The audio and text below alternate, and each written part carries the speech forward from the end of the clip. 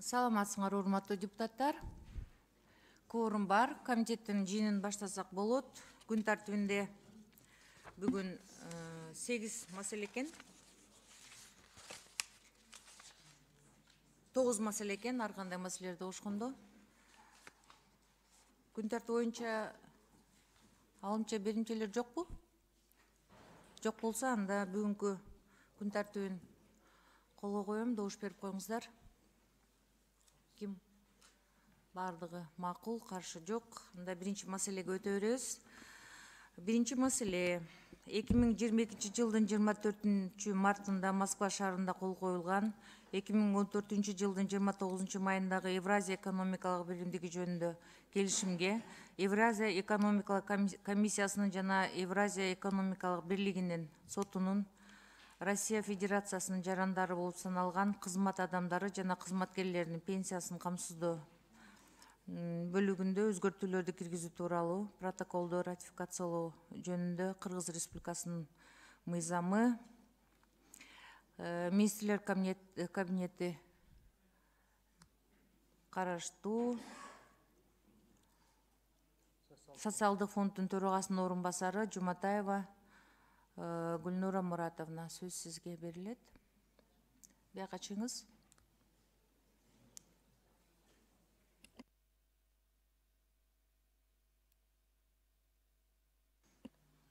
Мыйзам долбоору 3-чү окууда каралып атат, урматтуу депутаттар. Урматтуу Чолпон-Алыевна, урматтуу комитеттин мүчөлөрү, алдыңыздарга 2022 жылдын 24 мартында Москва шаарында кол коюлган Россия Федерациясынын жарандары болуп саналган Евразия экономикалык комиссиясынын жана Евразия экономикалык бирлигинин сотунун кызмат адамдарын жана кызматкерлерин пенсиялык камсыздоо бөлүгүндө 2014 жылдын 29 майындагы Евразия экономикалык бирлиги жөнүндө келишимге өзгөртүүлөрдү киргизүү тууралуу протоколду ратификациялоо жөнүндө мыйзам долбоору киргизилип жатат. Кыскача айтып кетсем, азыркы учурда 2014 жылдын 29 майында Евразия экономикалык бирлиги жөнүндө келишимдин 32 тиркемесинин 53 пунктуна ылайык Россия Федерациясынын жарандары болуп саналган, федералдык мамлекеттик жарандык кызмат орундарын ээлеген, мамлекеттик жарандык кызматта 15 жылдан кем эмес стажы бар Евразия экономикалык комиссиясынын жана Евразия экономикалык бирлигинин сотунун кызмат адамдары жана кызматкерлери Россия Федерациясынын мыйзамдарында каралган тартипте дайындалуучу иштеген жылдар үчүн пенсия алууга укуктуу. Бирок 2017 жылдын 1 январынан баштап бул стаж Россия Федерациясынын мыйзамдарына ылайык 15 жылдан 20 жылга чейин этап менен жеткирилүү каралган.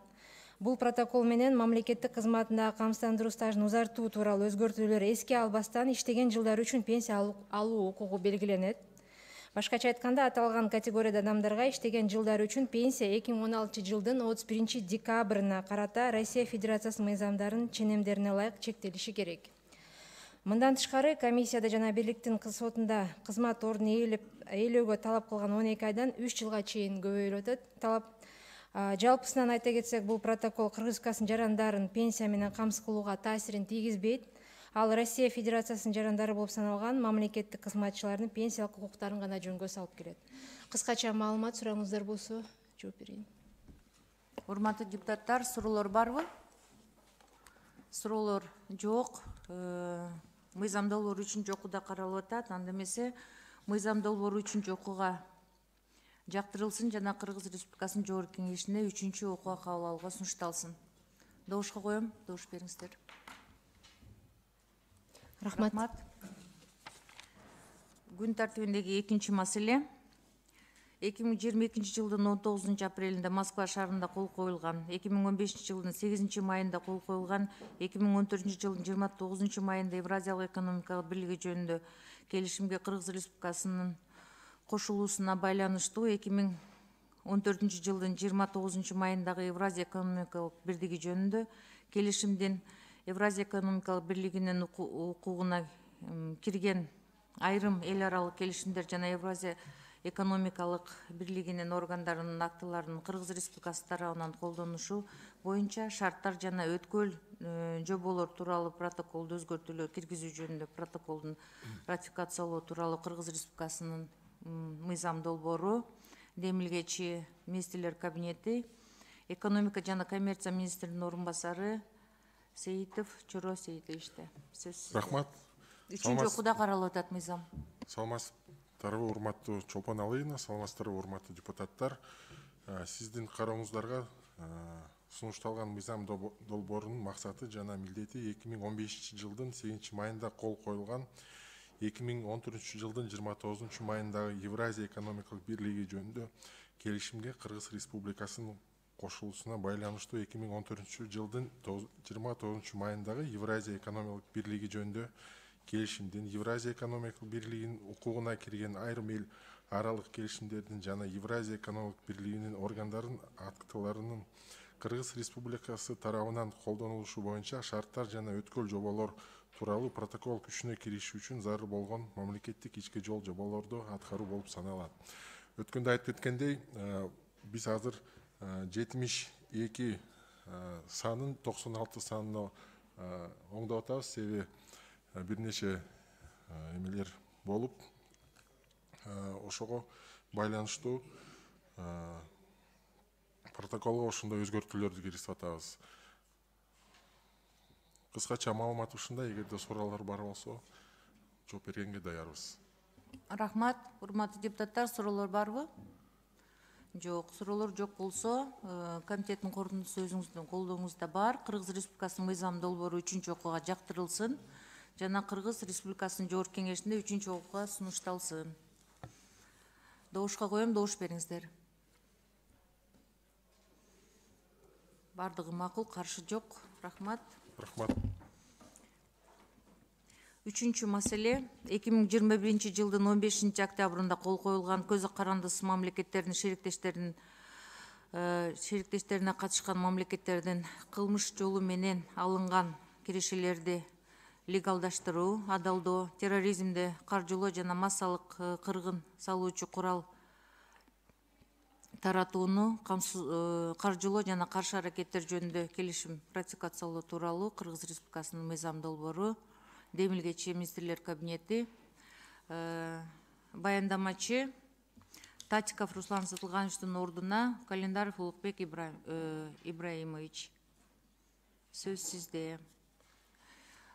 Мыйзам долбоору 2-окууда каралып атат.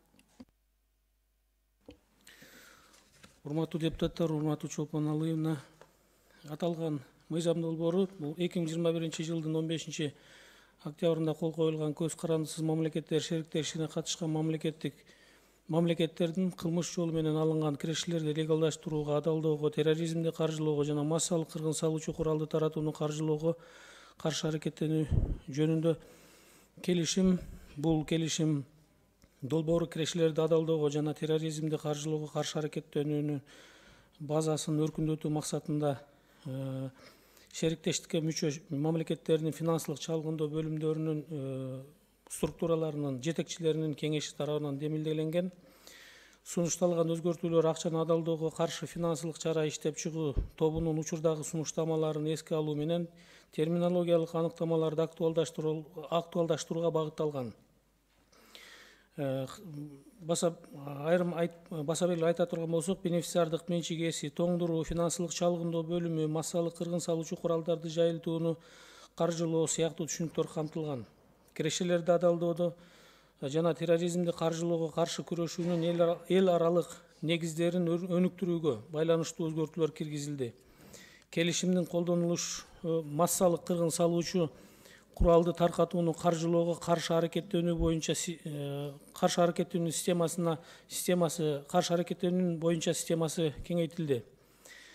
Аталган келишимге булга кол коюуга чейин белгиленген тартипте Кыргыз Республикасынын Жогорку Кеңешинин укук тартиби, кылмыштуулук менен күрөшүү жана коррупцияга каршы аракеттенүү боюнча комитети жана сиздердин комитеттерде бул келишим макулдашылган. Ошондой эле Кыргыз Республикасынын министрлер кабинетинин тиешелүү чечими тескемеси менен жактырылган. Келишимди ратификациялоо финансылык чыгымдарды, ошондой эле терс финансылык, экономикалык жана башка кесепеттерге алып келбейт. Ошондуктан урматтуу депутаттар, урматтуу комитет мүчөлөрү колдоп бериңиздерди өтүнөбүз. Рахмат чоң. Рахмат, урматтуу депутаттар, суроолор барбы? Суроо Миргүл Өмүрзаковнада. Саламатсыздарбы? Рахмат, Чолпон Алыевна. Улукбек Ибраимович, эгерде бул келишим ратификациядан өтсө, эмне өзгөрөт жана бизге кандай пайда алып келет? Азыр докладта айтып кеткендей, бул боюнча жаңы терминдер киргизилди. Анын негизги моменттери болуп, бул жерде жанагы массалык кыргын салуучу куралдарды жана аларга болгон каржылоо боюнча иш аракеттер бир кыйла өзгөрүлдү. Мындай алардын процедуралары так аныкталды жана мүмкүнчүлүктөр кеңейтилди да ушул аракетте ушул жаатта иш алып баруу боюнча. Буга чейин КМШ өлкөлөрүнүн ортосунда ушундай келишим болгонбу? Мындай келишим болгон, бирок бүгүнкү күндө азыр мындан да тагыраак жооп бергендиги үчүн мен айтып кеткендей, жанагы ушул СНГ мамлекеттеринин ушул жааттагы түзүмдөрүнүн жетекчилеринин кеңешинде кабыл алынган болгондуктан биздин финансылык чалгындоо кызматынын жетекчиси азыр тагыраак жооп берип койсо, уруксат болсо. Рахмат. Канат Тургунбеков, финансылык чалгындоо кызматынын төрагасы. Ушундай эле келишим 2007 жылкы келишим иштеп атат. 2021 жылы өзгөртүүлөр киргизилип атат, жаңы терминологиялар, түшүнүктөр пайда болгон үчүн.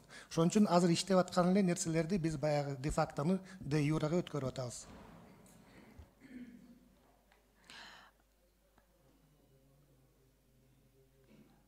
Ушундай эле келишим, мисалы үчүн Бириккен Араб Эмираты менен түзүлгөнбү? Эки тараптуу договорлорду ушул тармактагы эки тараптуу договорлорду биз көп мамлекеттер менен түзүп келатабыз. Бирок ошо Бириккен Арабтар өлкөлөрү менен бүгүнкү күнү жок. Бирок бул маселени биз карап, мүмкүн болсо жакын арада түзгөнгө аракет кылабыз. Анткени себеби акыркы убакта карым катнаштар көбөйткөнүн биз да көрүп билип атабыз. Рахмат. Дагы ушуга кошумча айтып кетейин, бул келишимдин түзүлгөндүгүнө байланыштуу жана СНГ алкагында болуп аткандыгынан улам тараптардын бул боюнча эл аралык кызматташуу мүмкүнчүлүктөрү күчөтүлүп, ошол эле учурда ушул келишимдин алкагындагы мамлекеттердин бир тарабы экинчи тараптар менен дагы мындай персонально иш алып бара бергенге мүмкүнчүлүктөрдү жаратып атат да бул. Эгерде ошол СНГ мамлекеттерге кирген ушул келишимдеги мамлекеттер менен өзүнчө эки тараптуу дагы иштерди алып барганга мүмкүнчүлүк түзүп берет. Рахмат. Кийинки суроом бул статистикага ылайык кылмыш жолу менен алынган кирешелерди легалдаштыруу же адалдоо беренеси боюнча мына бир жылда канча кылмыш иши козголот? Канат Тургунбаевич, сизде статистика болсо жооп берип койсоңуз. Албетте статистика бар. Маалыматтарды берем. Биз жылына, мисалы үчүн 2020 жылы 521 миң маалымат алсак, 2021 жылы 880 миң маалымат алсак, 2022 жылы 540 миң маалымат алып атабыз. Бул баягы подозрительный операция деп коет, финансовый, нефинансовый секторлардан келген. Булардын биз өзүбүз анализ жүргүзүп туруп, башка органдарга жөнөтөбүз. Ошонун ичинен мамлекеттик органдарга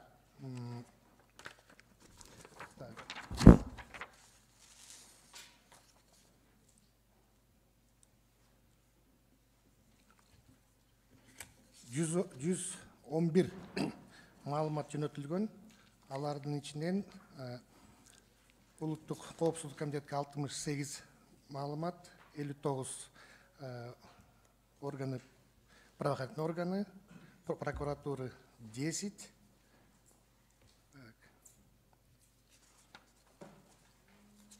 Булардын ичинен козголгон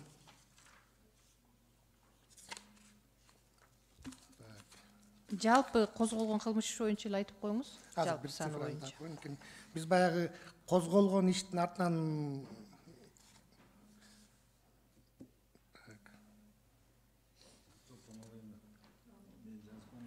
2020 жылы 16 иш козголгон, 2021 жылы 15 иш козголгон. Рахмат. Выявленный ущерб 223 миллион сом. Ошол толугу менен 2020 жылы 168 миллион сом аныкталганда мамлекетке толугу менен кайтарылган. 2021 жылы 223 миллион сом кайтарылган. Быйыл 9 айдын эле маалымат менен 200дөн миллион сом ашып баратабыз. Жылдын аягы менен бул сумма да көбөйөт. Рахмат.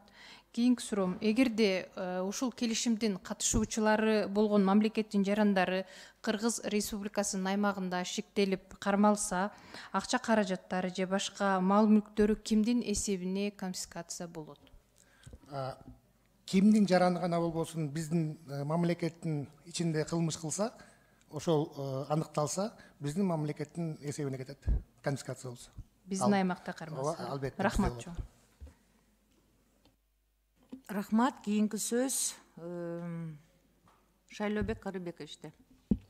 Чоң рахмат. Сиз айтып койсоңуз, финансы чалкындоо кызматы деп.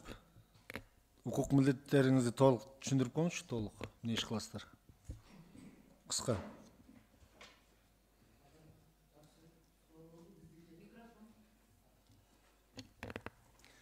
Бизде укук толук биздин Качан ачылып калдыңар силер? Финпол жоюлбады беле? Финанс чалгындоо деп кайсыл министрликке карап атасыздар? жок. Кандай иштерди кыласыздар силер? Шайлообек Карыбекович, биз 2006 жылы президенттин указы менен түзүлгөн кызмат, бул финансылык чалгындоо кызматы. Финансылык чалгындоо кызматы көп жыл президенттин алдында болгон кызмат болчу өзүнчө. Кийин барып өкмөт алдында кызмат болду. Бүгүнкү күнү акыркы оптимизациянын негизинде финансылык чалгындоо кызматы финансы министрлигинин астындагы кызмат. Бул гражданский Ашыкча эле орган эмеспи бул? Жок, бул ашыкча орган эмес, анткени себеби Эмне иш кылтасыздар? Милдеттериңизди айтсаңыз кыскача, убакыт албай. биздин милдеттер 3 милдетиңизди айтып бериңичи конкретно. эң негизгиси террористтик жана экстремисттик ишти каржылоого, массалык кыргын салуу куралды таратуу, каржылоо жана кылмыштуу кирештерди легалдаштырууга каршы аракеттенүү үчүн алдын алуу чараларды жүргүзүү. Экинчи, биздики өзүнүн эле атындай да противодействие легализации отмывания доходов, полученных преступным путем.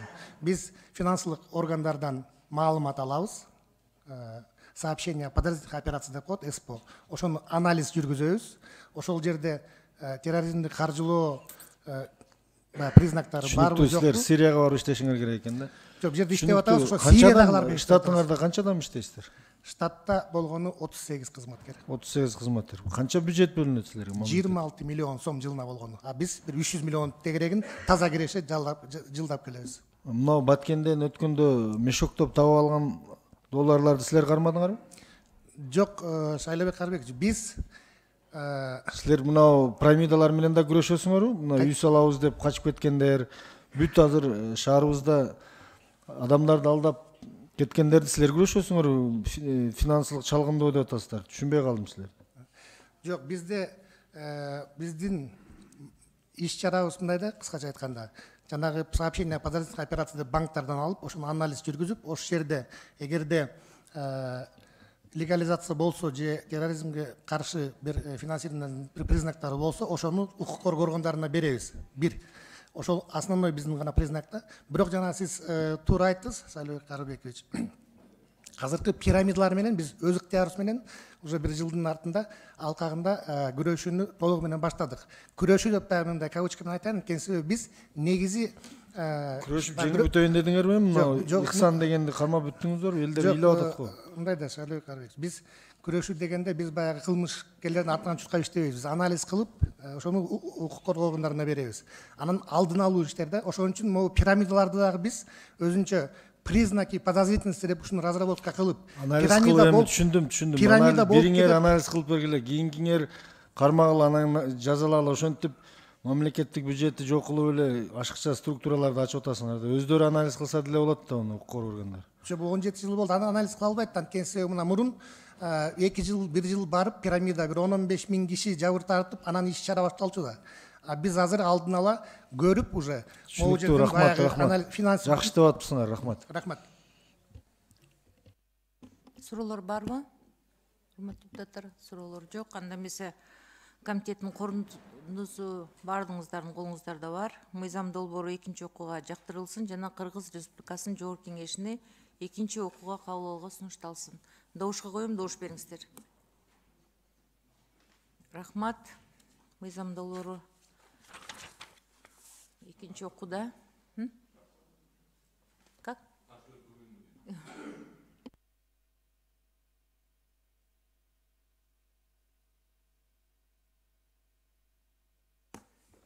Анда жети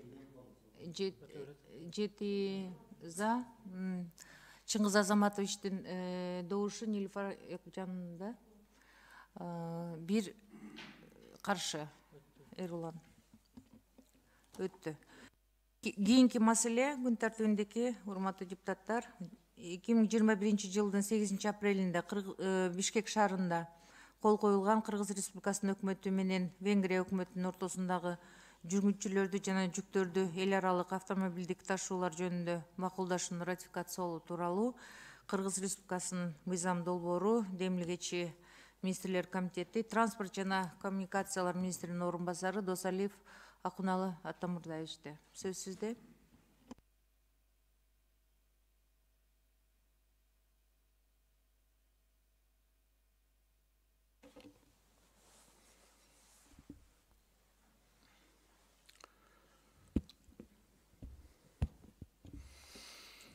Саламатсыздарбы, урматтуу Чолпон Алиевна, урматтуу депутаттар. 2021 жылдын 8 апрелинде Бишкек шаарында Венгриянын тышкы экономикалык байланыштар министри Петр Сиарто мырзанын 2021 жылдын 7-8 апрелинде Кыргыз Республикасынын расмий сапары менен алкагында Кыргыз Республикасынын өкмөтү менен Венгрия өкмөтүнүн ортосунда жүргүнчүлөрдү жана жүктөрдү эл аралык автомобилдик ташуу жөнүндө макулдашууга кол коюлган. Венгрия ыңгайлуу географиялык абалга ээ болгондуктан Европа жүк ташуу үчүн негизги каттамдар анын аймагы аркылуу өтөт. Бул макулдашуу Венгрия менен эки тараптуу кызматташууда маанилүү документтердин бири болуп саналат. Ушул макулдашуунун негизинде Венгриялык тарап менен жүктөрдү жана жүргүнчүлөрдү эл аралык автомобилдик ташуу чөйрөсүндөгү мамилелер жөнгө салынат. Ата мекендик жүк ташуучулар үчүн жагымдуу шарттарды түзөт. Жана акырында Венгриядан жүк ташууларды көбөйтөт. Жана Европанын башка өлкөлөрүнө эл аралык ташуулар үчүн Венгриянын аймагы аркылуу транзитке шарт түзөт. Белгилей кетсек, бул мыйзам долбоору буга чейин Кыргыз Республикасынын жогорку кеңешинин биринчи окуусунан өткөн жана жактырылган. Жогоруда баяндалгандардын негизинде ата мекендик автотранспортчулар үчүн жагымдуу шарттарды камсыз кылуу жана ушул макулдашуунун күчүнө кириш үчүн зарыл болгон мамлекеттик жол жоболорду жүзөгө ашыруу максатында сунушталып жаткан Кыргыз Республикасынын өкмөтү жана Венгрия өкмөтүнүн ортосундагы жүргүнчүлөрдү жана жүктөрдү эл аралык автомобилдик ташуу жөнүндө макулдашуунун ратификациялоо тууралуу мыйзам долбоорун колдоп берүүңүздөрдү өтүнөбүз. Рахмат көңүл бурганыңыздарга. Рахмат, урматтуу депутаттар. Кимде суроо бар? Суроо жок экен. Анда эмесе комитеттин корутундусун карасаңыздар. Мыйзам долбоорунун экинчи окууга жактырылсын жана Кыргыз Республикасынын жогорку кеңешинде экинчи окууга кабыл алууга сунушталсын. Добушка коем, добуш бериңиздер. Каршы жок.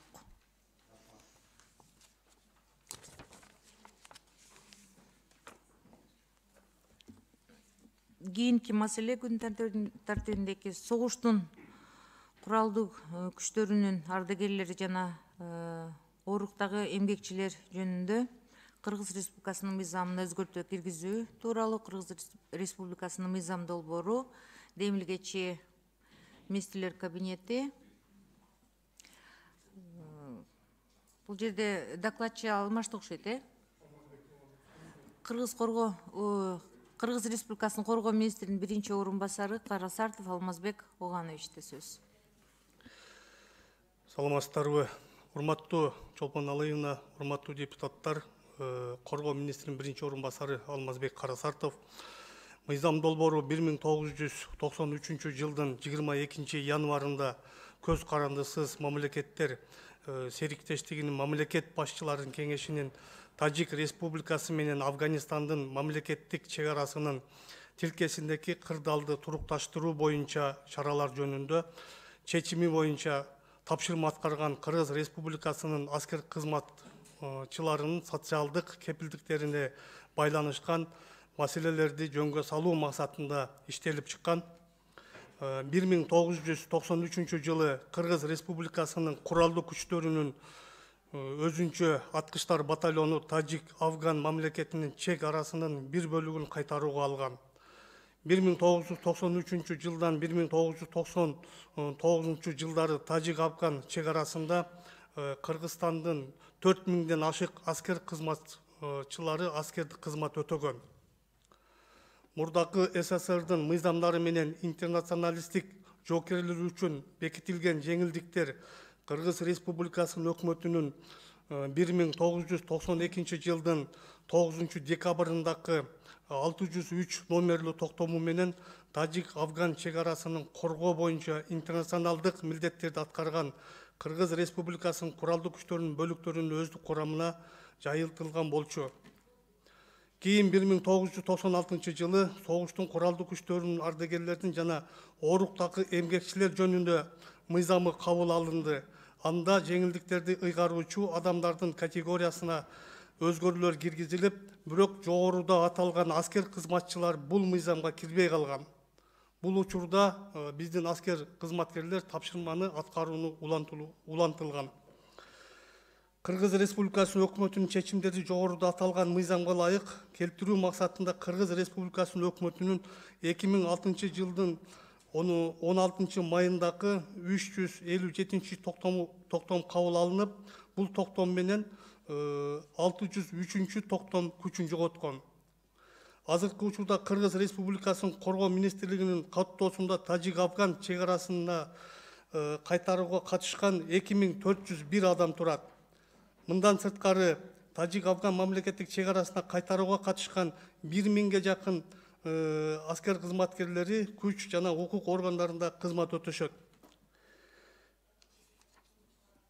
Тажик Афган чек арасында тапшырмаларды аткарган жоокерлердин коомдук бирикмеси, ошондой эле Кыргыз Республикасынын жогорку кеңешинин депутаттары алардын статусун согуштун куралдуу күчтөрдүн ардагерлери жана ооруктагы эмгекчилер жөнүндө Кыргыз Республикасынын мыйзамына өзгөрүүлөрдү киргизүү менен ошол өзгөрүүлөрдү сиздерди колдоп беришиңиздерди өтүнөбүз. Рахмат, баяндама бүттү. Суроо Шайлообек Каныбековичте. Рахмат, урматтуу Чолпон Алыевна. Менин суроом буну колдоп беребиз. Бирок кошумча мына Коргоо министринин орун басары мындай атпайбы, биринчи ошого суроо берейин деп аткам. Бүгүнкү күндө мына военкоматтар, аскерге кабыл алуу кандай болуп жатат? Мына аскерде кызмат өтөгөндөр боюнча мага каттар келди да, ал жерде жазып атат, биз ата-энелер ошол балдарыбызга барып туруп бир күн алар менен чогуу калсак, ошондо дейт ата-энелерге 1 жылда бир кезек келет экен деп сунуш берип атат. Анан эми ушул аскерде жүрүп мындай жан бергендер бар да бүгүнкү күндө. Ошолор дедовщинанын күчтүү болуп аткандан болуп атабы же кандай жетишсиздиктерден болуп атабы? Себебин айтып бере аласызбы? Бүгүнкү күндөгү аскер абалыбыздын. Урматтуу Шайлообек Карыбекович, бүгүнкү күндө аскерге чакыруу пландын негизинде жана мыйзамдын негизинде эч кандай мындай токтотуулар болгон жок. Коюлган бардык пландар ошо пландын негизинде аскерге чакыруулар болуп атат. Кечиресиз, сөзүңүздү турласаңыз, токтотууларды сурабадым. Мен наоборот чакырууларды күчөтөлү, альтернативный деп башка улуттун өкүлдөрү келбей аткан, жана тандап чакырып атасыздар деп бир нече жолу мына коопсуздук комитетинде мен айтып жүрөм. Токтотуулар эмес. Тескерисинде жанданып атабы, тандабай чакырып атасыздарбы? Же депутаттын, министрдин балдары барбай, бүт эле кетменчинин балдарын чакырып атасыздарбы деген майында айтып атам. Военкомат боюнча. Ал боюнча тилекке каршы мына сиз айткандай көрүнүштөр жок эмес бар. Ал боюнча кыскартуу боюнча жумуштарды алып барып атабыз. Ал эми мыйзамга ылайыктуу ар бир жаранга биз өздөрүнө укуктарына ылайык мүмкүнчүлүктөрдү берип атабыз. Үй бүлөлүк шартына байланыштуу альтернативдик кызматка келип атат. Ал эми анык аскер кызматына келип атат. Бул боюнча биз жумуштарды улантып атабыз. Демек, мурунга караганда жанданды десек болот, туурабы? Туура айтасыз. Асынып алуулар, атылып алуулар эмне үчүн көбөйүп атат аскерлердин арасында? Эми статистикага токтолуп келсек, азыр биздин маалымат боюнча мурдакы 5-10 жылга караганда ушундай тез көрүнүштөр мына азаюу болуп атат. Урматтуу кимсиз, полковниксизби? Полковник. Урматтуу полковник, сиз статистика 10 жылдын мурун эмне кыласыз? Мына жакынкы жылдарда эле мына ата-энелер ыйлап атпайбы? Ошол жөнүндө айтсаңыз, бир адам болсо дагы статистика да эмне кыласыз? Статистика азайды, нормально болуп атат деген ол туура эмес. Эмне тамак аштан кыйналып атышабы, кийим кечектенби же так мындай айтып койсоңуз? Биздин анализдин негизинде тамак аштан жана кыйынчылыктар болгон жок, кийимден кыйынчылыктар болгон жок. Эми бул жерде биз токтоло кетсек, ошол аскерге чейинки даярдыктарда да болуп атабы деп эсептейм. Мектептерде психологиялык жактан даяр эмес болуп атышып турганда, туурабы? Андан кийин мына биз бардык ушул терс көрүнүштөргө токтоло кетсек, бул баягы толук эмес үй бүлөлөрдөн болуп атат да. Ошондуктан мына психологиялык туруктуулугу жактан дагы болуп атабы деп эсептеп атабыз. Бул боюнча биз жумуштарды күчөтүүдө алып барып атабыз. Ийгилик, биз өткөндө бюджет каралып атканда дагы айтканбыз, быйыл кыргыз аскери менен кыргыз маданият спортуна көңүл бурулуш керек 23-кө деп. Ийгиликтерди каалайбыз. Тажик, Афгандын ардагерлери дайым эле кайрылып жүрөт Чолпон алайында. Бул мен ойлойм, бул баягы алдыңкы батырларды даңктасак, колдосок, анан келечек муунга бир тарбия болобу эле деген маселе. Бирок өкмөттүн бюджетинен канча кетет экен? Макулдук болду финансы министрлиги тарабынан? Өкмөттүн өкүлдөрү барбы? Макулдашуулары болду. Финансовый министрлиги менен бюджетке 81 миллиондон ашык акча жылына айнабы дополнительно керектелет экен. Ал боюнча макулдашуулар болду. Жылынабы, айнабы? Жылына болсо жакшы. Рахмат. Рахмат. Кийинки сөз Айбек Жапаровичте. Рахмат, Чолпон айна. Урматтуу баяндамачы. 3401 адамга жылына 2000 сомдон турабы? 3401 адамга жылына 2000 сомдон болгондо ошо 81 миллион болот экен. Ошону айтып жатасыз, Ошону айтып жатам. Ошол жерде Тажикстанга качкандар барбы, жокпу? Баткен, Тажикстан боюнча. Ал боюнча Баткен окуясында катышкандар да бар. Биз эми азыркы бүгүнкү убакта, урматтуу Айбек Жапарович, бүгүнкү убакта 2400 азыр бизде учетто катталган. Бардыгы биз азыр 3400дөй адамды берип атабыз. Анын ичинен азыр ушул 2400-дүн ичинен 1000дей адам бул башка күч түзүмдөрдө кызмат кылат бүгүнкү убакта. Негизи кыргыз армиясын биз колдошубуз керек. Туура бул маселени колдошубуз керек барбыз, урматтуу депутаттар. Мен колдойм жеке. Жана ошондой эле жогоруда мен коллегам туура нерселерди айтып кетти. Биз кыргыз армиясын күчөтүшүбүз керек. Ар бир биздин өсүп келе жаткан балдарыбыз кимдин баласы болбосун, президенттин баласы болобу, депутаттын, министрдин баласы болобу, сөзсүз түрдө ден соолугу жарай турган болсо, бул аскерге баруу боюнча дагы бир жакшы мыйзам жазып берсеңер, биз колдоп берсек, сунуш берсеңиздер. Ошондой болуш керек да, негизичи. Өзүңүз жогоруда айтып кеттиңиз, жалаң эле ушул кээде ушу кыйналып калган семьялардын балдары барып ушундай болуп калат депчи. Эмне үчүн башкалар барбайт? Менин ушул сунушум урматтуу Чолпон айна, ошону дагы кошуп кетсек корутундусуна. Рахмат. Жылына 2000'den ар бир катышуучуга болуп атат, ошондо жылына макулдашылды. Рахмат. Кийинки сөз Миргүл Өмүрзаковнада. Рахмат. Урматтуу баяндамачы, менде мындай суроо бар да, эмне үчүн ушунча жыл өтүп, мындай айтор алганда 20 жылдан кийин бул маселе көтөрүлүп жатат? Урматтуу Миргүл Өмүрзаковна, бул биз ушул 20 жылдан бери кайрылып келгенбиз. Бизге дагы мына ушул ардагерлер дагы кайрылып келген. Эми бюджеттин тартыштыгына байланыштуу деп Министерство финансов макулдашуудан өтпөй, мен ойлоп атам, ушу бүгүнкү күнгө келип ушул вопрос чечилип атат да. Биз башта эле кайрылганбыз. 20 жыл мурун кайрылганбыз. 20 жылда бүгүн чечилип атса, анда чоң утук экен. Биз колдойбуз биринчиден. Андан сизге учурдан пайдаланып дагы бир суроо берип өтөйүн деп атам да. Жалпы жыйында кайрылган элем. Баткен областы боюнча Лейлек районунда контракттык негизде аскер кызматын өтөөгө биздин жарандар кечээки Тажикстан менен болгон окуядан кийин көпчүлүгү өздөрүнүн ошол арыздарын берип жаткандыгы боюнча кайрылганда, бирок ошондо кабыл алууда аябай татаалдыктар жаралган. Текшерүүлөр Баткенге жөнөтүп, Ошко жөнөтүп, билесиздер, азыркы күндө биздин лейлектиктерге Баткен Ошко барып келүү өзгөчө мындайча айтканда ыңгайсыз жана татаалдык жаратат да. Ушуну чечип берүү боюнча кайрылган элем. Анан мобилдүү адистерди Разаков шаарына, Лейлек районуна алып келип, ошол жерден кабыл алуу жүргүзсөңүздөр деп. Ушул маселе кандай чечилди?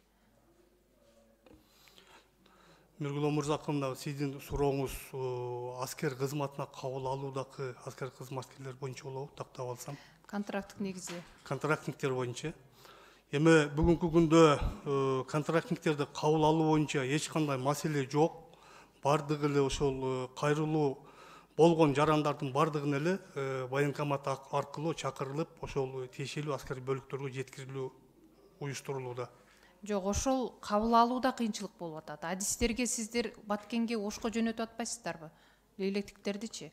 Ошону именно Лейлекке мобилдүү адистер өздөрү келип кабыл алсын деген талапты коюп суранган элем. Демек чечилген эмес турбайбы? Бул жерде бир гана медициналык кароо болушу мүмкүн. Бул боюнча сиздин сунушуңузду кабыл алдым. Бул боюнча биз ошол убагы менен ошол медициналык кызматкерлерди ошол сиз айткан районго жеткизип, ошол жерде биз жеңилдетүүлөрдү берүүгө аракет кылабыз. Качан аракет кыласыздар? Эми бул боюнча биз квартал же болбосо 6 айларда бир жөнөтөбүз. Жылына бир жолу бизде медициналык кароолор болот. Ошол убактарда же болбосо кварталда биз жөнөтөбүз.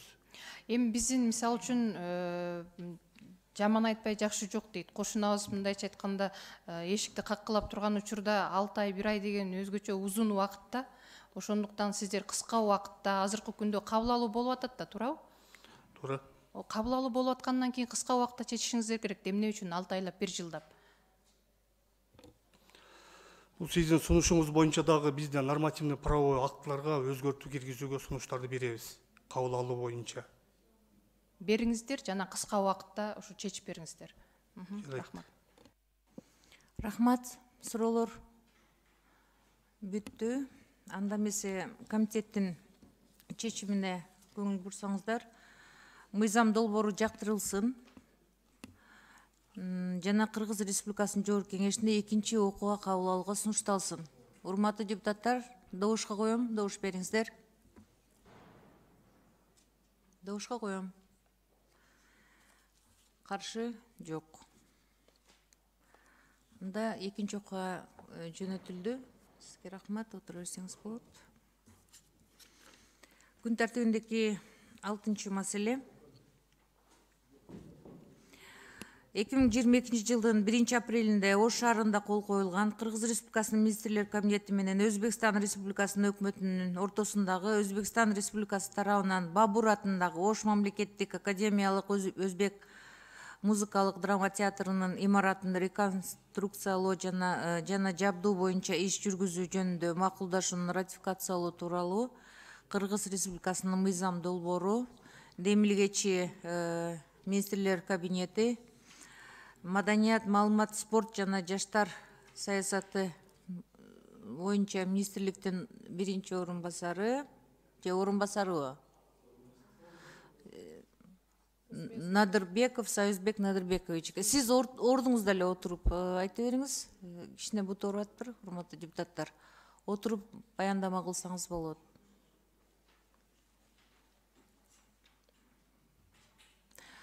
Мыйзам долбоору биринчи окууда каралып атат, урматтуу депутаттар.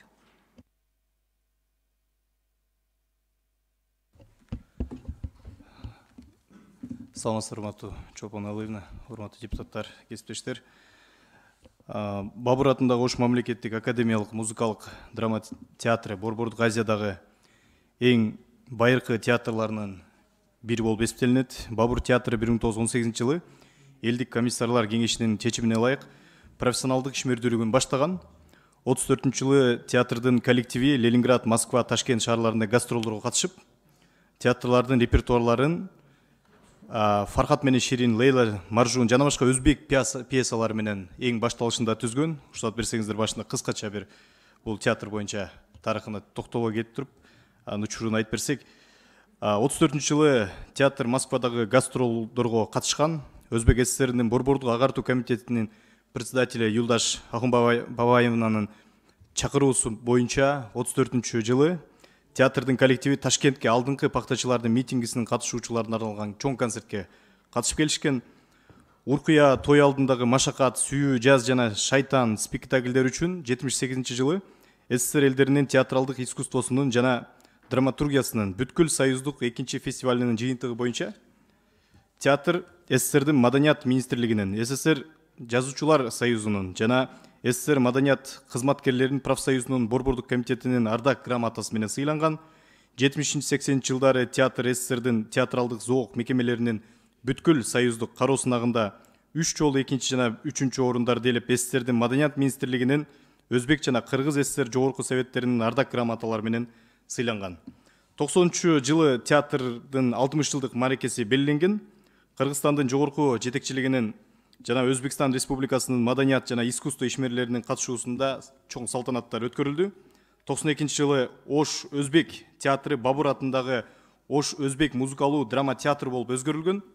Кыргыз Республикасынын театралдык искусствосунун өнүктүрүүгө кошкон зор салымын эске алып, 2004 жылы Бабур атындагы Ош облустук Өзбек музыкалык драма театрына академик деген статусу берилген. 2006 жылы Кыргыз Республикасынын Маданият, маалымат министрлигинин чечими менен театрга мамлекеттик театр статусу берилген. Мына коллектив өзүнүн түзүлгөн жылдарына өзбек, орус, тажик, кыргыз жана башка дүйнөлүк классиктердин эң популярдуу чыгармаларында ошондой эле дүйнө элдеринин азыркы драматургиясында кайра каралып, 600дөн ашык чоң спектакльдер коюлган. Бүгүнкү күндө Ош облустук Бабур театрында Ош мамлекеттик өзбек музыкалуу драма театрынын чыгармачылык потенциалы абдан зор. Кыргызстандын 3 эл артисти, 12 эмгек сиңирген артисти бар. Кыргыз Республикасы менен Өзбекстан Республикасынын ортосундагы эки тараптуу кызматташуунун деңгээлинде маданиятты жана искусствону мындан ары өнүктүрүү үчүн 2022 жылдын 31 мартында 169 өкмөттөр аралык макулдашуу түзүлүп, ага ылайык Кыргыз Республикасы менен Өзбек Республикасынын ортосундагы эки тараптуу кызматташтыктын деңгээлинде маданият жана искусство реконструкциялоо жана оңдоо иштери башталган. Ош облустук Бабур атындагы Ош мамлекеттик өзбек музыкалуу драма театры Өзбекстан Республикасынын номер 12 трест жоопкерчилиги чектелген коому менен 21 жылдын 3 сентябрында жалпы реконструкциялоо иштери башталды. Мына азыркы учурда бул куруп түзөө иштери 80%га бүтүп калды. Негизи эле бул 31 августка чейин оңдоп түзөө иштери жыйынтыктала турган планда бар болчу, бирок эки премьер-министрдин жолугушуусунан соң кошумча курулуш иштери курулуу чечими кабыл алынып, бул Өзбек маданий борбору кошумча курула турган болуп, ошонун жыйынтыгы менен бир аз мөөнөтү узарып кетти. Мына бул жылдын 2022 жылдын аягында буюрса жыйынтыктап ачылуу алдында турат. Жалпы бул иш-чара реконструкцияга каржылоонун алдын ала суммасы Өзбек тарабынын республикасынын бөлүнгөн. Бул жалпы 10 миллион АКШ долларын түздү. Жалпы Бабур театры боюнча биздин маалыматыбыз. Рахмат, урматтуу депутаттар. Суроолор барбы? Шалибек Карыбекович. Рахмат, Чолпон Алыйна. Сиз эми бул Маданият министрлигинин орун басары болуп атасызбы? Ооба. Суроолорго жооп бере бересиз, Маданият министри келсе жакшы болот эле да? Биз Убактысы жок бекен? министр башка жолугушууда болуп калып, бул тармакты тейлеген министрдин орун басары азыр социалдык комитет менен түштүк региондо болгондуктан мен келип ордуна маалымат берип Спорттон келип калдыңыз, Мен жаштар саясаты боюнча. Жаштар саясатынан. Драмды түшүнө бересиз.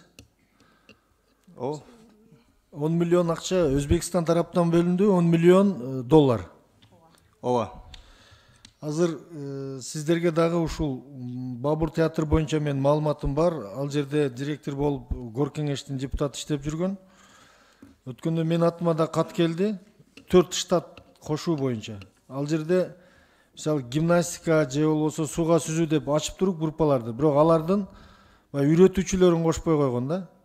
Мындай салыштырып айтып атам, Маданиятта ошол комузчуну, бийчини ачса, бирок ошол штаттарды кошпой койгон. Ушул боюнча Маданият министриге кат кетти эле, чечилди ушул. Шалибек Карыбекович, биз уруксат берсеңиз, буну тактап туруп, мен сизге билбейсиз, бирок келип аласыз да комитеткечи. Кандай бул 2 ай болду уже. Биз тактап сизге маалымат берип коелу. Бүгүн тактап беребиз. Кат жүзүнө берип коюңуз анда, Анан эми бул сиздин максатыңыз буну быйыл бүтүрүш керек болуп атабы, реконструкциясын? Сураганыңыз. Ооба, 80% негизи эле бардыгы бүтүп калды. Көп моменттери бүтүп калды. Мына сахна иштери, звукотехнология, светотехнология, мына ушулар гана калды да. А калгандары мына көбүнесе бүтүп калды, жыйынтыкталып баратат. Биз Маданиятты колдойбуз, Чолпон Алыйна. Спортту колдойбуз, бирок Маданият министри же орун басар келип жүрсүн өзүчө. Рахмат. Дагы суроолор барбы? Адахам Кимсанбаевичте сөз. Мен сүйлөбөй эле коеюн дегем, урматтуу кесиптештер, сүйлөгөндөн пайда жок. Бирок чыдабай кететкенсиң, баары бир чыдабай кетесиң. Биздин жогорку кеңешке бул авир алып келбейт, бүткөн ишти алып келип туруп ратификация жасаш. Бул иш башталганга чейин келиш керек. Бул иш ушундай баштаган атабыз, кандай дейсиңер, ушундай ниетибиз бар деп келиш керек. Баарын бүтүрүп койдук, жакында лентасын кыркабыз деп бизге келбеш керек, айланайындар. Мен түшүнбөйм, таптакыр түшүнбөйм, ушундай мамилени эмнеге алып келет бизге дейм да, ушу жогорку кеңеш кайда кетмегелиңер дегендей кылып алып келет. Мына азыр ратификацияга деп алып келип атат. Декабрда ишке берсек деп атабыз дейт. Демек биздин макулдук жок эле, ратификациясы жок эле, иштердин баары бүтүптүр да. Бүткөн ишке биздин кандай тиешебиз бар, ошол суроого жооп берип койсо? Жооп бериңиз, Союзбек Надырбекович. Жалпысынан бул жумуш эки өлкөнүн жетекчилиги менен кабыл алынган иш. Мага десе ким менен кабыл алынсын? Эреже деген эреже. Экөө кабыл алса, биз жогорку кеңешти жок эле жасай бербейсиңер. Эмне келдиңер бизге ратификация кылып берилүүгө? Азыр келүүдөн эмне максатыңар бар? Бүтүптүр да, баары бир бүтүптүр, иштердин баары бүтүптүр, келишимди өзүңөр түзүпсүңөр. Акча бөлүнүптүр, реконструкция болуптур. Декабрда салтанаттуу түрдө ачат экенсиңер, Шатыр Шатман кол чаап. Эмне кереги бар ага ратификация? Биз азыркы процесс боюнча айтып коелу дедик. Андан соң бул ошо эрежеге ылайык ошо ратификацияны өткөрүү маселеси көтөрүлүп атат. Ошон үчүн силерге маалымат бердик. Ким көтөрүп атат муну? Биздин министрлик кабинети, биздин министрлик. Урматтуу кесиптештер, сиздер түшүнүп атасыздарбы мен берген суроону? Баары бүтүптүр да. Процедурный кечиресиңер. Урматтуу Адахам Кимсанбаевич. Бул маселе боюнча бизге макулдашууга комитетке келген. Билем. Биз колдоп бергенбиз. Туура. Макулдашууну. Туура. 5 миллион доллар деп келген. Туура. Азыр эми сиз урматтуу баяндамачы 10 миллион деп айтасыз. Өзгөртүүлөр киргизилдиби? Мен айтарым бул биринчи жолу келген жок да, экинчи жолу келип атат. Биринчиден макулдашуусунда колдоп бергенбиз бир добуштан. Ар бир суммасы менен эсимде, эмне деген жоопторду бергени да эсимде. Мен ошон үчүн азыр менде суроолор көп. Бизде өзбек тарап башында 5 миллион доллар бөлүнгөн. Анан биз ошонун негизинде тиги драма театрдын өзүн гана ачмакпыз, бирок кошумча жана жогоруда белгилеп кеткен өзбек маданий борборундагы кошумча курулуштардагы эске алынып, кийин эки премьер-министрдин сүйлөшүүсүнүн негизинде бул курулуш иштери кеңейтилди да, ошон үчүн 10 миллион доллар. Рахмат, урматтуу баяндамачы, сиз мындай туура баяндасаңыз жакшы болот да. Бул маселе бизге келген комитетке, биз колдоп бергенбиз. Ошол жерде өзгөрүүлөр болуп атат. Ошол боюнча ошону ратификация кылып бергиле деп келип чыгабыз десеңер, бизге түшүнүктүүрөөк болот да. Жок. Макулдашууга келгенде биз колдоп бергенбиз. Айбек мырза, таптакыр туура эмес. Ал парафирование деп коет. Ал шартын гана айткан, биз ратификация кылган эмеспиз. Бул макулдук берүү. Макулдук бергенбиз. Ошол макулдук берүү, ал ратификация эмес. Бул ошондой процедурадан өтүү керек. Экинчиден, мен ошондо эсиңерде болсо, урматтуу кесиптештер, айткам. Бул рамочный келишимдин өзгөртүү түзөтүүлөрү кирип кетиши мүмкүнбү жогорку кеңешсиз деп. Себеп мен билем деген кошуналар кийин сөзсүз бирдемени кыстарат деген маселе койгонмун. Кыстарат бул жерге деп. Кыстарат деген сөз ушул. Кыстарылып кетти. 5 миллион алып тур, ошна муну 10 миллион кылып барабыз. 10 миллион боюнча бизден келишимге алган эмес. Бизден макулдашуудан өткөн эмес бул процедура. Ошондуктан бирөөгө жаман көрүнүп, бирөөгө жакшы көрүнүп, ушул жерде кайра айтып атканым ушул туугандар. Мына кечеки кемпирабад боюнча дагы бир нерсени кыстырып кетти, ошого болбой туруп колдоп бердиңер. Жогору жактан сууну колдой албайсыңар, колуңарды, бутуңарды байлап койду, чуркап келип добуш бердик. Бул кыстарылып кетти деп айттым мен, кыйкырдым, кыстарылып кетти ушул нерсе. Дал ушул мына сиздерге ачык айкын сабак. Башында 5 миллион деп мына жерден макул болуп койгула деди. Макулдаштык, маданиятты колдойлу деп. Мына азыр эми баары бүткөндөн кийин кечирип коесуңар, ал жерде 10 миллион эле деген сөз чыгып атат. Кайда кетти ал 5 миллион? Сиз айтыңызчы, ошо кошумча эмнелер чыгып кетти дагы, эмнелер курулуп кетти, айтыңызчы.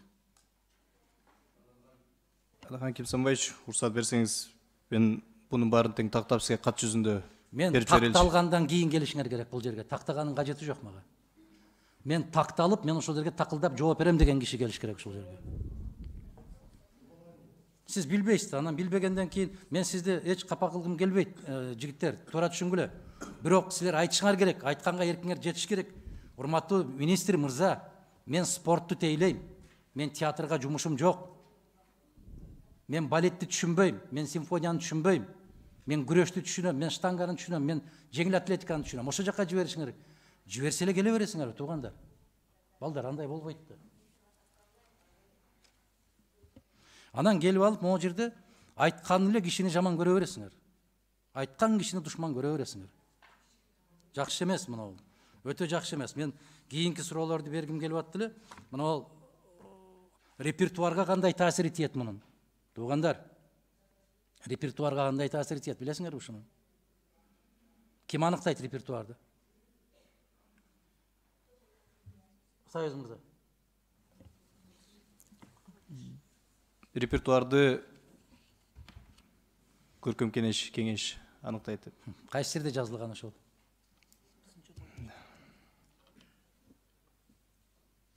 Биз маданият министрлигинин жобосунда. Кечирип коесуңар, жобоңарды кечирип койгула.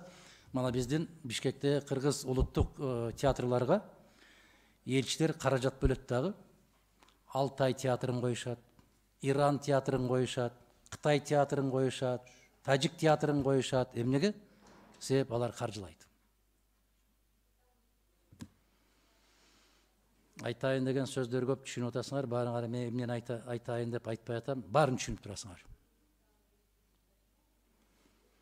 Мен сунуш киргизем, конкреттүү түрдө сунуш. Бул келишимдердин шарттары өзгөрүп кеткендигине байланыштуу толук түрдө маалымат алганга чейин бул маселени токтотуп туруу зарыл. Рахмат. Рахмат. Кийинки сөз Шалибек Карбековичте. Чоң рахмат Чолпон Алыйына.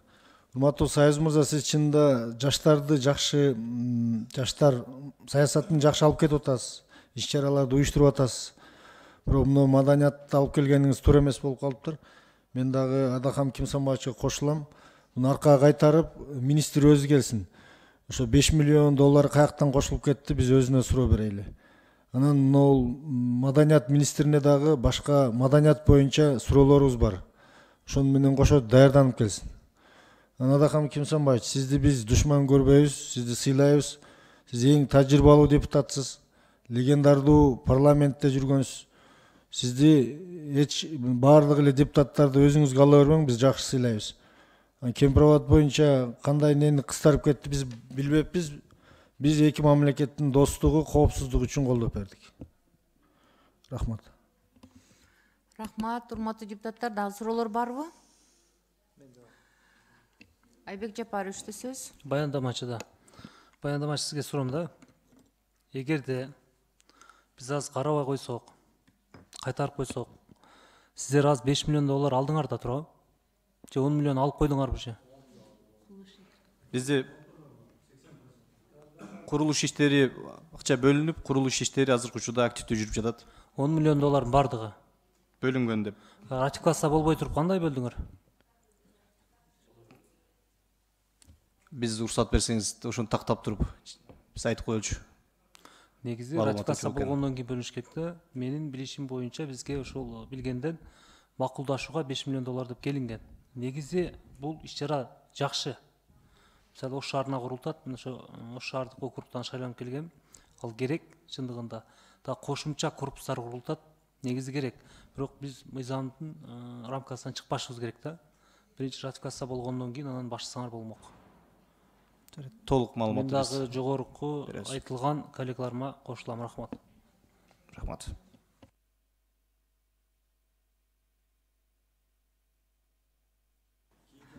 Урматтуу депутаттар, дагы суроолор барбы? Суроолор бүткөн болсо, анда азыр Адахам Кимсанбаевич менен Шалибек Карбековичтин берген сунушун добушка коем. Кайтаруу боюнча деп аттыңызбы? Токтоп коесузбу же кайтаруу боюнча же Мына жерде биздин кесиптештерибиз койгон суроолордун бүтүндөй баарына толук кандуу жооп алганга чейин. Кийинки жумада даярдап берели, кийинки жумада карап берели. 2 жумадан кийин даярдап келе, ошондой карайлы. Бул деген урматтуу кесиптештер, 5 миллион доллар деген бул оюнчук эмес да. Бул оюнчук эмес. Кайда кетти, эмне курулуп кетти, ким тарабынан макулдук берилди, мына ушул суроолорго биз толук жооп алышыбыз керек. Биз себеп жоопкерчиликти биз алып атабыз. Биз жоопкерчиликти албай турган болгондо булар өздөрү билип эле жасап коет эле.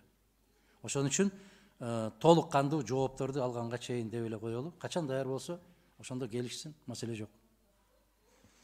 Албетте, эми азыр сиздер берген сунушту мен добушка коем, бирок бир нерсеге бир көңүл буруп койсок да, бул маселе уже бүтүп 80% бүтүп калган, урматтуу депутаттар. Туура түшүнүшүңөр керек да. Анан кийин Өзбекстандан келген акча, бул Өзбек мамлекетинен келген акча.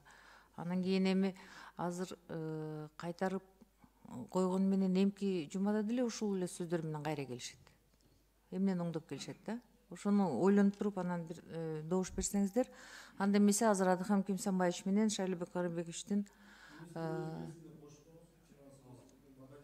азыр эми неме өтсө мен ошентип айтабыз. Добушка коем, кайра кароо боюнча бүгүнкү күнү калтырып, артка жылдыруу боюнча, ушундай да, Адахам Кимсанбаевич. Кийинки жумага чейин деп добушка коем, добуш бериңиздер. Макул. Биз каршыбыз, экөөбүз. Маселе өттү. Анда болсо кийинки жумада качан даяр болсоңор кайра келесиздер. Бирок министрдин өзүнүн катышуусу менен докладчик министр болот. Рахмат, урматтуу депутаттар. Анда кийинки маселеге өтөбүз. Кийинки маселебиз КМШПа Чыңгыз Айтматов атындагы акчалай сыйлыктын 2023 жылга бекитүү жөнүндө Кыргыз Республикасынын Жогорку Кеңешинин токтом долбоору. Бул жерде докладчы мен экенмин. Бул жерде суммасын 1 миллионго деп суммасын өзгөртүү боюнча токтом болуп атат. Урматтуу депутаттар, ушуну колдоп койсоңуздар жакшы болот эле. Башта Улукбек айтып койчу. Саламатсыздарбы, урматтуу депутаттар. Бул негизи Чыңгыз Айтматов атындагы акчалай сыйлыгы бир нече жолу өзгөрдү. Эң башында 30 000 доллар болчу, андан кийин 20 000 доллар, андан кийин 1 миллион сомго түшкөн. Азыркы учурда жакын арада өзбек тараптын кызматкери алган 1 миллион сомду. Азыр 23 жылга буну бекитүүгө чыгарып атабыз. Ошол эле 1 миллион сом. Ызы чуу болгон баягы сыйлыкта билесиздер. Ошону азыр 1 миллион доллар, 1 миллион сом боюнча токтом долбоору Жогорку Кеңештин. Макул болсоңуздар добушка коеюн. Суроолор жок да, Анда добушка коем Жогорку Кеңештин токтом долбоорун. Добуш бериңиздер. Ким макул? Каршы жок. Кийинки маселе Кыргыз Республикасынын Жогорку Кеңешинин айрым токтомдоруна өзгөртүүлөр киргизүү жөнүндө Кыргыз Республикасынын Жогорку Кеңешинин токтом долбоору. Бул маселе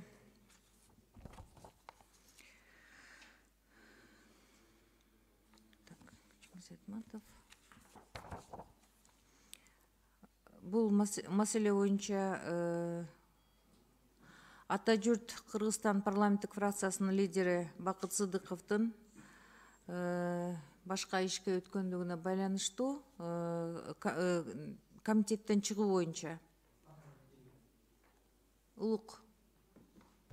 Парламенттик делегациядан бирөөнөн экинчисине алмашып атат.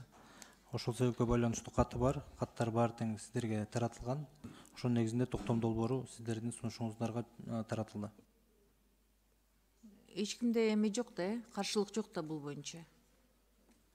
Анда добушка коем токтом долбоорун. Ким макул? Каршы жок. Рахмат. Бул жерде ар кандай маселелерге келдик, урматтуу депутаттар. Бул жерде өзүңүздөр бир карап койсоңуздар, ошо ар түрдүү маселелер боюнча. Нурлан Азыгалиевдин сунушу бар экен. Корея Республикасынын жараны Кыргыз Республикасындагы не дейт? Хиппокрестер деген коомдук кайрымдуулук фондунун уюштуруучусу Ли Хужванды Ардак грамота боюнча. Мына эмне өтүп кеттиби? Эл аралык иштер коргоо биздин комитетке тиешелүү Евро биримдик Кыргызстан парламенттик кызматташтыгынын 15-чи комитети өтүп кеттиби бул маселе? Кийинкиси болсо керек. Жок, ар кандайларга өтүп кеткенин, ар кандай өз негизи аягында да. Бул кандай долбоор сунушталыптыр?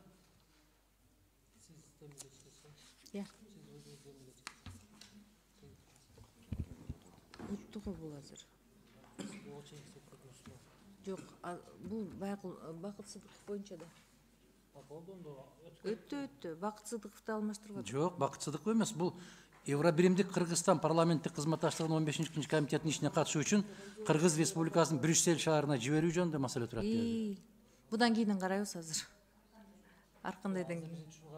Же биринчи ушуну карап тургандан кийин. Бул каралыш керек да, ар кандай деген маселе акырында да. Мага жазылып берилиптир да. Кечирим сурайм сиздерден. Кыргыз Республикасынын Жогорку Кеңештин эл аралык иштер коопсуздук боюнча комитеттин чечиминде мындай болуп жазылып турат. Кыргыз Республикасынын Жогорку Кеңештин төмөндөгү курамынын делегациясы, бул болсо тиги Бельгияга бара турган иш сапары тууралуу токтом долбоору болуп атат.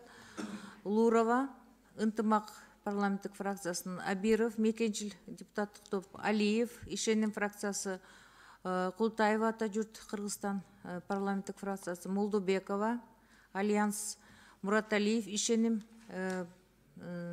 Сарбагышев, элдик депутаттар тобу Ташиев, Мекенчил топтор. Булардын бардыгы биригип Бельгияга Бельгия королдугуна иш сапары боюнча бар боюнча 11 ноябрда Жоқ, 7 декабрдан 9 7 декабрдан 9 декабрга чейин Брюссельге Суроо. иш сапары менен барышат экен. Суроо. Суроо. Кимге беребиз?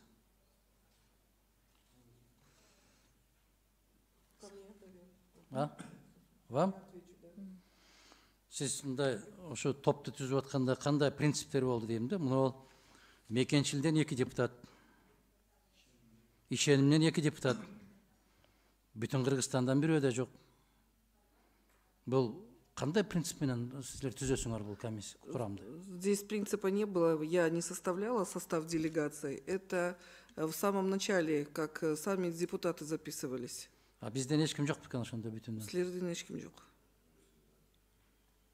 Сиз ушуну кандай дейсиз? Это международный отдел, как нам принесли эту делегацию. Муну кандай деп түшүнсө болот? Бул адилеттүү Состав деп мы не түшүнсөк сами болобу? составляли, да.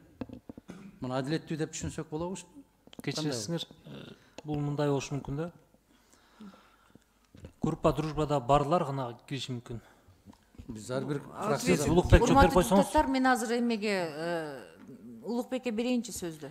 Урматтуу Адахан Кемсанбаевич, негизи 13 парламенттик делегация бар. Эң башында комитеттин төрагасы ар бир лидер фракциясына кат жөнөткөн. Жылдын башында жогорку кеңеш иштей баштаганда ошонун негизинде кайра комитетке каттар түшүп, лидер фракциялардан кайсы депутат, кайсы парламенттик делегацияга барат. Ошонун негизинде биздин комитет чечим чыгарган. Ошол чечим жогорку кеңешке чыгып, токтом менен бекитилип, анан ушул 13 парламенттик делегация бекилген. Ошонун негизинде бүгүнкү учурда азыр Евро биримдик менен Кыргызстандын ортосундагы алгачкы жыйыны болгон атат. Ошонун негизинде командировкага чыгуучу ошол токтомдун негизинде болуп атат. Ошол туура болуп атабы? Биз бүт каттын баарын тең көрсөткөнгө даярбыз, ар бир лидер фракциянын. Даяр эмес. Жигиттер, силер биринчи кезекте иштөө принцибин карашыңар керек. Принципти караш керек. Эмне үчүн комитеттерге киргенде бир комитетке бир фракциядан 2ден ашык болбосун деп киргизебиз дагы. Момундай кызматташуу боюнча делегацияларды алмашканда андай чектөө жок. Эмне үчүн андай? Адахан Кемсанбаевич, Эгерде фракциялар өздөрү ушулда катышпайбыз деп баш тарткан болсо, ал башка маселе. Адахан Кемсанбаевич, жобосу бар өзүнүн, ал жобосунда жазылып турат. Бир депутат бир эле парламенттик делегацияда мүчө боло алат деп. Ал эми ал жобого өзгөртүү киргизүү бул сиздердин колуңуздарда турат. Ал жобого сунуштарды берип өзгөрткөнгө биз бөлүм тилекке каршы алмаштыра албайбыз. Бирок жобосунда турат. Бир депутат бир эле парламенттик делегацияда болушу мүмкүн деген. Туура. Эми бул жакта кандай болуп калды? Ошонун негизинде бизге келген каттарды комитетке сиздердин карооңуздарга эле чыгарганбыз. Бул менимче мен канча чакырылыштан бери депутатта жогорку кеңеште парламенттик делегациялардын курамын куруууда катышып жүргөн киши катарында бул принцип эч качан бузулган эмес, бүгүнкүдөй болуп. Бир фракциядан 2ден, бир фракциялардан эч ким жок деген нерсе болгон эмес. Башка мамлекеттен делегациялар келип атканда да көрөсүздөр. Жагабы, жакпайбы, оппозиция, позиция, нейтралбы, ким болбосун, ошолордун ар биринен бирден өкүл киргизилет. Бул өзүн өзү сыйлаган мамлекеттерде. Эми мен пикиримди айтып койдум, чечимди силер аласыздар. Каалагандай кылып, рахмат. Шалебек Арынбекович. Урматтуу Чолпон Алыйна, биздин комитеттин ушул жетекчилигин караш керек болот да. Бул адилетсиздик да. Эмнеге бир фракциядан 2ден депутат, анан бир парламенттеги фракциядан бирөө да кошулбай калат. Биринчиден. Экинчиден, Улукбек мырза, сиз өткөндө дагы бизди мына жерде кемпироват боюнча карап атканда бир депутат сүйлөп атат, мага дейт күн тартиби берилген жок, азыр берилди, 5 мүнөт болду деп. Калгандарына 3 күн мурун берип, эми аларга 5 мүнөт гана берип калдыңызбы? Ушундай иштерде сизге аябай көп сөздөр тийип атат. Менин сунушум, эгер өзгөртүш керек болсо, бир депутатты кошуп коюш керек, ошондо адилеттүү болот. Бардыгыбыз элдин атынан шайланып келгенден кийин ал фракциядан да барыш керек деп ойлойм. Мындай болсок элди бөлүп алабыз. Элди бөлүп алабыз, анан кийин мамлекет бөлүнөт. Мындай иштебегиле комитет. Рахмат. Шалебек Арынбекович, мен бир уруксат этсеңиз сөз айтып коеюн. Бул жерде жоболор бар. Алардан биз чыга албайбыз. Эгер биз азыр Улукбекти эмне кылсак дагы бул жоболорду анда биз өзгөртүп беришибиз керек да. Биз өзүбүз колдоп жазган жоболор булар. Болгондо бул бардык фракцияларга берилип, бир фракцияга берилбей калабы катчы? Анда жөнөткөн эмес да буларчы. Туурабы? Жөнөтпөгөнсүңөрбү? Ар бир фракция жөнөткөнбүз, каттары бар. Жөнөтсө лидер фракция отурат, алган жокмун деп атпайбы? Өткөндө дагы Кемпироватка жөнөткөнбүз дейсиңер, ал келип алган жокмун деп отурат. Ошентип мамлекет жетекчилигинен баштап баарын жаман көрсөтүп атасыңар ортодо туруп алып.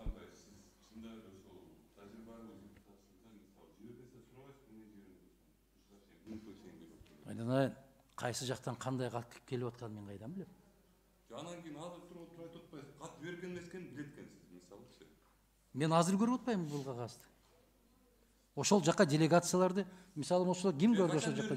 Бир жыл болуп калды. Биз жогорку кеңеш жаңы шайланып келгенде ар бир лидер фракция кат жөнөткөнбүз. Адахан Кимсамбаевич, сиздин фракциянын депутаттары башка парламенттик делегацияда мүчө болуп турат. Мисалы азыркы эле учурда карасак, парламенттик ассамблея ОДКБда депутат Эрбаев бар. Сиз өзүңүз межпарламенттик ассамблея СНГда барсыз. Ошол каттын негизинде ар бириңиздерди ошо киргизгенбиз. Бирок Чолпон Алыевна туура айтып кетти. Жобосу бар. Бир депутат бир эле парламенттик делегацияда деп. 13 парламенттик делегация бар. Эгерде жобо өзгөртүү киргизилсе, биз албетте аны оңдойбуз. Бул биринчисинен. Экинчисинен, урматтуу депутаттар, уруксат берсеңиздер, Шайлоо Карабекович, биз бүт депутаттарга Кемпироват боюнча дагы башкалар боюнча маалыматтарды убагында бергенбиз 3 күн мурда. Бирок кээ бир учурда консультанттар албай, анан депутаттар кечирээк алып калып материалдарды. Анан биз бүгүн алдык деп калып атат. Ал боюнча биз сүйлөшүп, бүт баарын түшүндүрүп койдук. Рахмат. Бага жөнөтпөйт. Миргүл Өмүрзаковна. Чолпон Алыевна, мындай сунушта тактык үчүн эгер Улукбек азыр мына эгер маалымат жанында болсо, ушу Евробиримдик Кыргызстанга кирген ар бир фракциянын мүчөлөрүн бир тактап окуп коебу. Бул жерге делегацияны эмес, ошол Евробиримдик мүчөлөрүн толук бойдон. Ошондо тактык чыгат да. Ошондо бүтүн Кыргызстандан барбы, жокпу, же болбосо башка дагы фракциядан кирбегендер барбы, ошондо билебиз да. Жаныңызда барбы ошол список? Бүтүн Кыргызстандан жок болушу мүмкүн. Себеп жетишпейт бүтүн Кыргызстан. Сандык эмесин, каалоосунун жоктугунан эмес, сандык тарабынан жетишпейт. Ошондуктан моундай ооба, моундай болуп аткан. Ошону тактык үчүн окуп койсо деп атам да.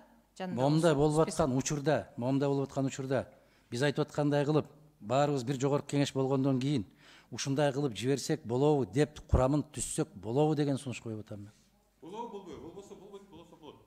Процедура мындай да. Жобо боюнча кетебиз, урматтуу депутаттар. Бардык мыйзам боюнча кетет. Мына ал азыркы Кыргыз Республикасы Жогорку Кеңешинин биздин комитеттин корутундусун добушка коем. Ким макул болсо добуш бергиле, каршы болсо каршы деп добуш бергиле. Добушка коем. Токтом долбоорун добуш бериңиздер. Өттү маселе. Кийинки маселе Азыгалиев Нурлан Мырзадан сунуш келип түшүптүр. Алдыңыздарда турат.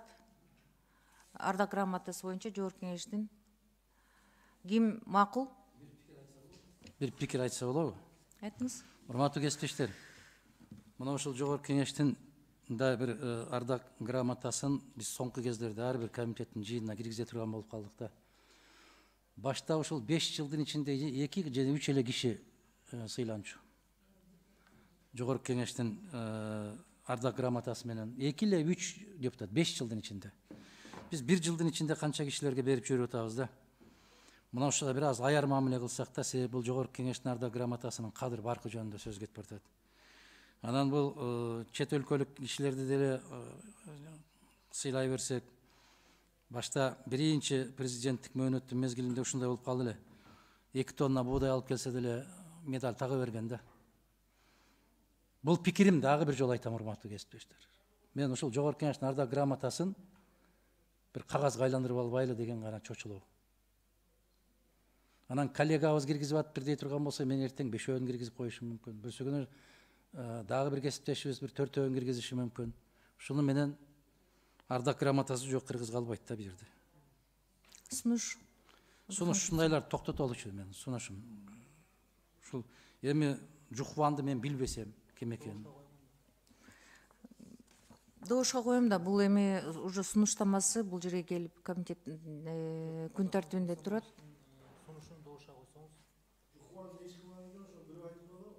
Эми бул депутат Азыгалиевдин сунуштамасы менен келип атат. Ишкер адам экен ал. Өзү баяндамачы. Анда биздин комитет отдел силер ушул маселе боюнча эгер ушундай сунуштамалар келсе, ошол сунуштаган депутат келип өзү бул жерде баяндамасын жасасын, суроолорго жооп берсин.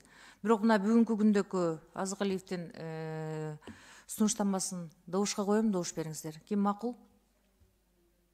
Каршы? Жок. Рахмат. Ушуну менен күн тартибиндеги баардык маселелер каралып бүттү. Чоң рахмат, урматтуу депутаттар. Комитеттин жыйыны жабык.